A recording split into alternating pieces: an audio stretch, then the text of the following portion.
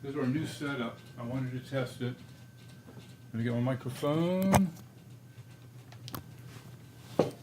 Hi there. John Little here. Tech Bear at the controls, more or less. All right, hopefully this was working. I have this positioned better than the last one I did because I looked at the camera and I got this lined up. I can't change, no. Okay. I do underpaintings with the leftover paints, which are here. This is our new setup, which we're really excited about. We just had a YouTube live lesson and it worked fantastic. Now before I move this, I want to mark where it is.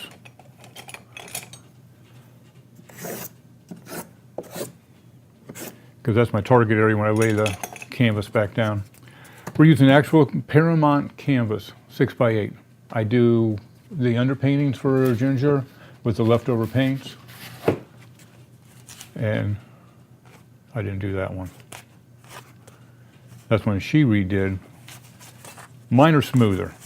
Notice all the little stuff? I don't do that. Between you and me, that's upside down. That's just a white one. Okay, so that's what I do. And I show you how I do it. Like, it's really hard, right? Paramount actual canvas, peel it off, like yay. And I think that moved. I got a rough idea. All right. Now I'm going to put this over here. And I want another. I don't know if I can get there from here with my microphone. Get some purple. Purple and blue. Here we go. Oh, black. Okay. It's amazing any of this ever works, guys. All right. First thing I do is I sand the surface of the gesso side. Not the canvas side, the gesso side. I happen to find some 400. I use 320 and above. Finer. It's not that rough. I mean, you can listen to it. It's rough on your brushes. So give it, notice the little feet, little burrs we got. They will disappear if you sand them. They get caught and get cut. So you have to trim them. It's back and forth, not a lot of pressure. You can feel the difference. When you do this, you can definitely feel the difference. Now we just got some Frederick's canvas. Frederick's is going to help us, hopefully, by giving us some canvas. We go to 30 to 40 canvases a month. Ginger did 4 paintings today. This is a Pro Series. We'll talk more about it on tomorrow's show, but it's really well-built piece of canvas. It was really, I just put them over, they just got undercoated. They're very rough when you first open because of the gesso on it, but as soon as you knock that gesso down, smooth. Really nice surface to paint on. So we'll talk more about that in the coming days. So basically right now we're on a trial basis with Frederick's to make sure that we're compatible. We're dating, as it were, as they like to say. It would be nice because we go through a ton of canvas in a given month. Between the YouTube lessons and the Academy lessons, Ginger generally does 2 of each painting. One to design it, one to figure out how to paint it, and then one that we actually film. So now you know why we go 30 to 40 pieces of canvas a month. And some things she paints never see the light of day. They're either too hard or she has to think on it for a while to figure out the best way to teach it. You know, a lot goes into creating these lessons, guys. We just don't sit down, well, the imperial we on that one would be her. Just has to, you have to really think it through. All right, let's make sure we're in the right spot. Too high. That should be good. All right, we're gonna use my favorite brush because I did that on the 8x10. She did one of the Frederick's 8x10s and I did one.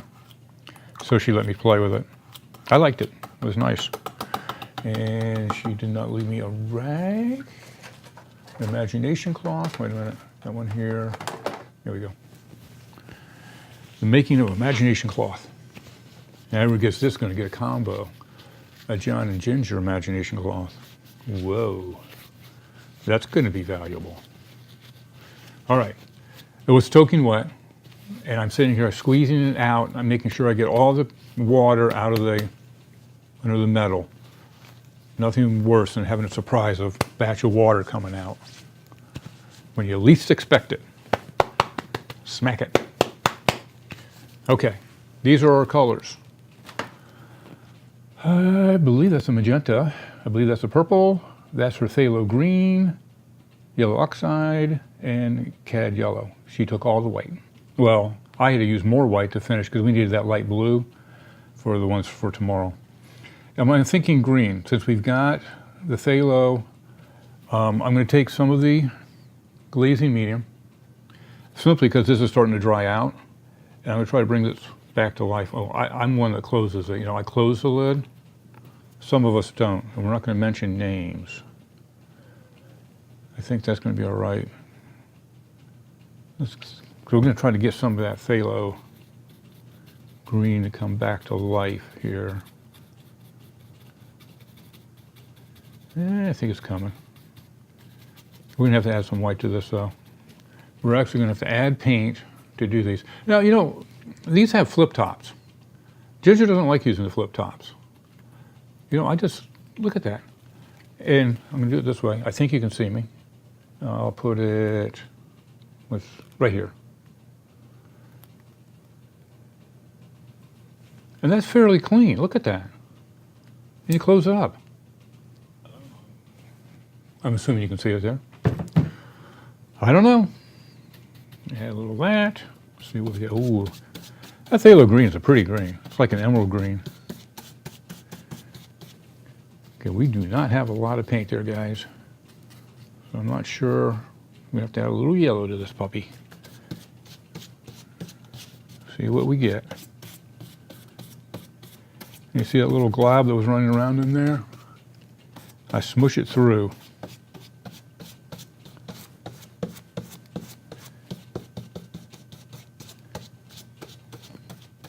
Usually I have a little plastic thing I've been using, but it needs to be redone. And I get a chance to do it tonight before the YouTube lesson. It's almost matching the background. You need to have a different color background. No, I won't do that, because this is in the right spot. All right, let's take it up to the green. Oh, and we got the yellow oxide. Let's use those two guys together.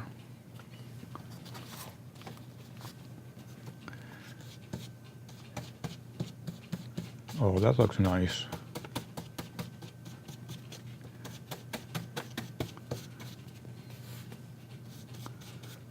Oh, you can see the blue we're supposed to do. That's for tomorrow's lesson.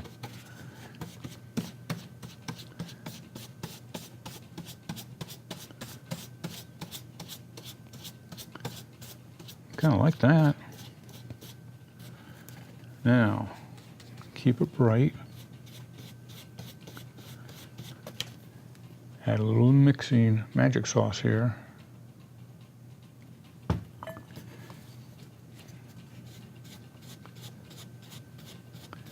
That is pure acrylic. You can literally paint an entire canvas with that, and it will hold up. Am I still in the picture? Kinda. Let me try my zoomer outer. I have the zoomer outer with me now. That gives me a little more breathing room. Try that. That guy's good over here. That dark got in there. That works, though. Well, happy accident.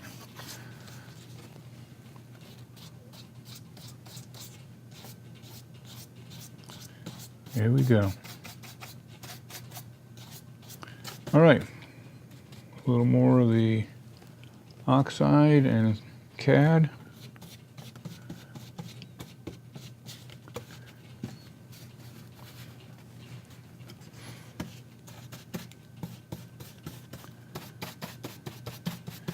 So we just did a live show It's, what is the day? July 7th? 7th at 7:30 p.m. We had a little impromptu to test the new equipment before we go live tomorrow at noon. And we got it to work. We had no buffering issues. A couple people were experiencing it, but it seemed to be their connection, because I'm going to say 98% people had no problem. So we're pretty happy about that. We just spent a small fortune to get all this stuff up and operational. We're trying to take this to the next level for you guys. Give you the best of the best. Oh, speaking of that, this is being shot in full HD, 1080p as they say, at 60 frames a second, which I'm not sure if that's going to make much difference to you, but I'm going to see how it renders out when it goes up on YouTube for you. But it should be the sharpest of sharps that we've done so far. Well, you have to let us know. Leave us feedback, put comments down so we know if what we're doing makes any sense to you, or if it's helping you, or we should just go back to day one. Speaking of going back to day one, you ought to go look up on Ginger's channel, go to the oldest videos, go to her videos and go to the oldest ones. That was a $300 camera that we started with and a $600 computer. And then compare it to what we're doing today. Well, yeah, today, the YouTube lesson that we did today earlier, or mine right here. This one is being recorded directly to the computer, whereas the YouTube one goes directly to YouTube because it's a live feed. So it'll be interesting. There we go. First one's in the can, as they say. That little corner. I kind of like this one. What's your thoughts? Should it go up in the next auction or just give it to her? Speaking of auctions, we have one currently running now for Daniel's got a piece up, Daniel Elliott. He's an oil painter normally, but he came by and did a YouTube lesson with us. I put it on a sheet to let it dry. And we're going to stay in the greens? Probably not. Clean that off. So the one he painted during the YouTube live session is up for sale through the end of July. So hopefully this will get posted before the end of July. GingerCookAuction.com. We also have a piece up there. We put up one piece a month right now. Our fall auction, I'm hoping to get started real soon. As well as the early fall, because we have a winter one. So we try to do those 4 times a year to help clean out the inventory. Like I said, 30 to 40 paintings a month. They've got to go somewhere, and they might as well have a nice home. Okay, look how nicely I got that one off. Really no hairs on that one, very few. Again, sanding it off. Oh, you good? Yep. Sanding it off. Look at the pretty green. Sanding it off to smooth out the gesso. Gesso is typically applied by machine or poured on by a hand. Not a lot of care. It seals the canvas, is what it does. And it gives your acrylic something to bind to. And then your final acrylics need something to bind to. So what you want is a solid layer of acrylics that hooks to this, and then will bind to your acrylic that you're painting, your final painting. That's why you do the whole canvas, typically in one color or at one time, so they're all sealed together.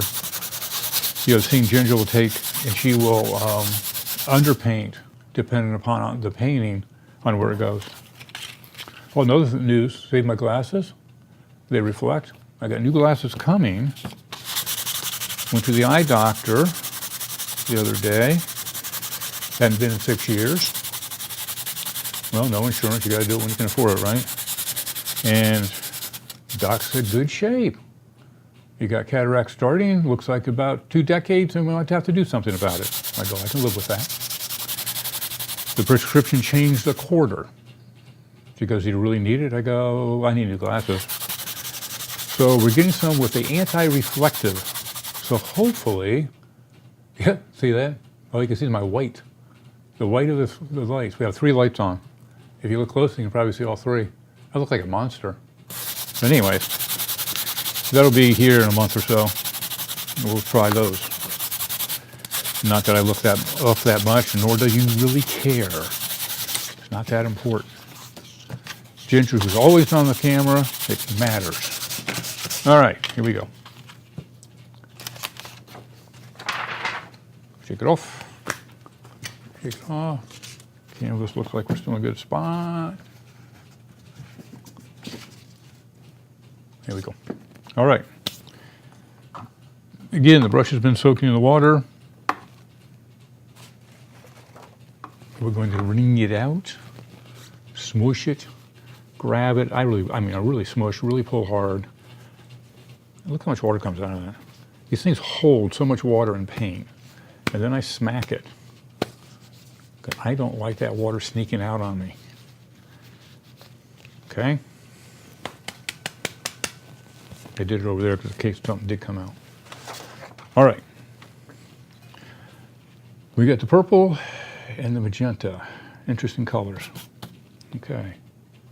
I'm assuming that's purple. A little magenta in the middle. Oh, look at that. Nice big glob. Oh, yeah. We need a little white with that. You get some variations. On underpainting, typically it does not matter the direction. A lot of times Ginger likes it with no rhyme or reason to the pattern. If there is a pattern, no rhyme or reason. Most of the time I make them really smooth and you can't really see the brush strokes. So it's not really an issue. But to really see some of these colors, you definitely have to use white. And if you guys cannot, if you're on student grade, I tell you now, buy the professional white. It will help your student grade paints. You've got to at least do that to give yourself a fighting chance. Now you can do some beautiful work with student grade paints, but it's a struggle. You have to actually really work at it.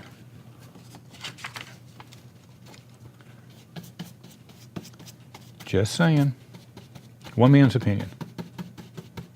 Who doesn't really paint. This is what I get to do. This is the extent of my painting. Someday, I got a bunch of Turner paints, Turner acrylic, gouache. I keep threatening. I came so close to starting, and then we got all this stuff we had to do, and we had problems with the YouTube feed, and we had to solve that, so. Someday, if it ever calms down. I like this purple. Purple and magenta combination, that's really a pretty color. It's like a plum.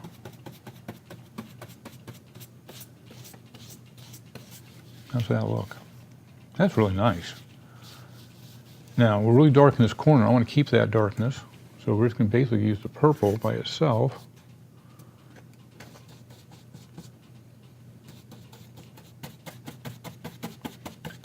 Blend that right in with that one.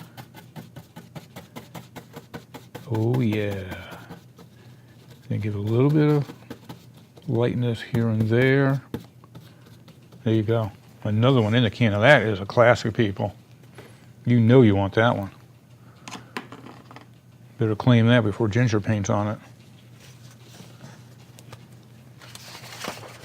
All right. Another one done. Excuse my arm. Excuse my border house reach. Oh, looky there. Last one. Ooh, almost standing on top of my painting. It should probably be the last one. I mean, how many these things can you see somebody do? Again, sanding it off, getting it smooth. I use the big brush.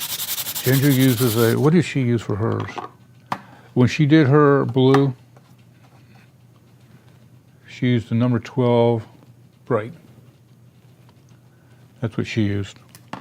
I use my big guy. I just like to lay out a nice, smooth, even coat. But I guess that's why they make so many brushes. And yes, brushes do make a difference. You want to get a good quality brush. Brush is probably more important than the paint. If you can only afford one or the other, start with good brushes. We recommend what Ginger recommends. Ruby Satin Silver. This is her go-to brush. Angle, 1/4 inch, 3/8. Which she probably used that tonight. Yeah, that hadn't been cleaned yet. And she has a 1/2 in here somewhere. Then the other one she uses a ton of, which you can see a little paint all over it, is the Bright. And I think that's a 4. About a 1/2 inch. So whatever that one is. Here's the other. What's this one? That's another 1/4. There's the 1/2. But she uses these by the ton. So that's, what's the tape for? That's her newest one. Means it hasn't been frayed yet. So you can get those. Best place we have found is from thebrushguys.com. You can get a 5% discount by putting Ginger Cook, one word, as the discount code. Ginger Cook, all one word, 5% discount. Does help. They ship internationally, and we have heard that even buying it and paying the shipping is cheaper than buying these brushes locally. At least it was in Australia, and I think England as well. Don't hold me to that one, but I know Australia it was. All right, last one. The pain and suffering's almost over. You know, you can fast forward. You could even stop it.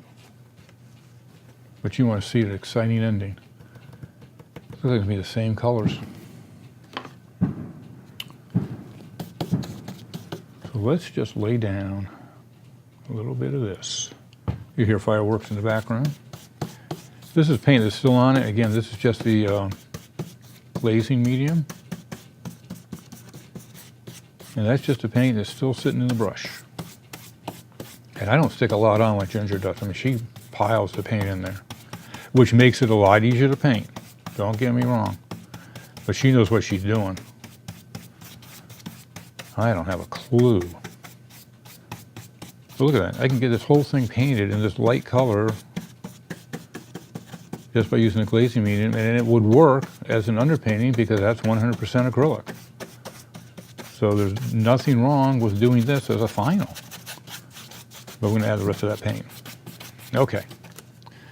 Let's take the big glob of magenta, big glob of the purple, and let's flip this over and see what we can do. Good. That way, that way, that way.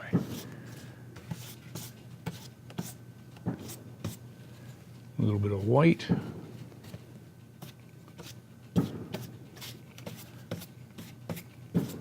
You know, at times some of these just drive her nuts when there's absolutely no pattern. All the colors are just totally wonkers.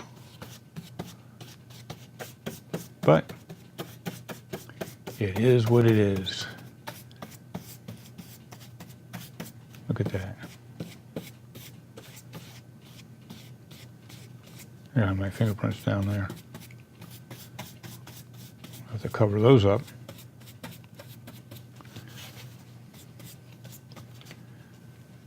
That came out pretty nice.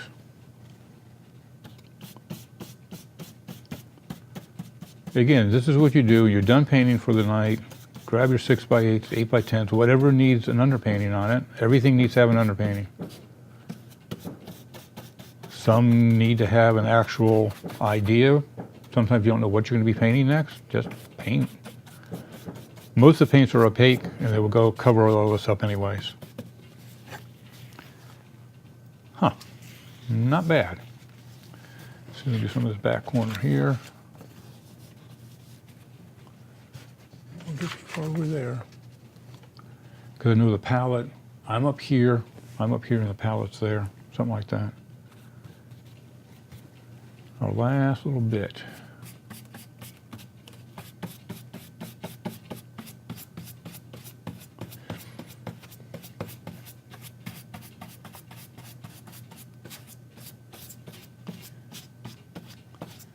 All right. So basically I covered all that white purple I put in there. In the beginning, it was just a glazing medium. I just wanted to show you how much paint is still left in this brush. And there's still a ton in here. But since it's so dry, it would take the glazing medium or some kind of liquid on it. If I put water on it, it would pull it out. But I'm kind of with Ginger on that. I don't use the water. Here we go. That's it, guys. Another successful round of underpainting with John. Excitement plus. Thanks very much. Enjoy watching us on YouTube. Ginger Cook Live. Just search for it and she'll come right up. Sammy, do you know how to turn this off? What? You don't? Be right there. It's over here, Sammy. See this button here? That's the off button. Hit that green button, buddy.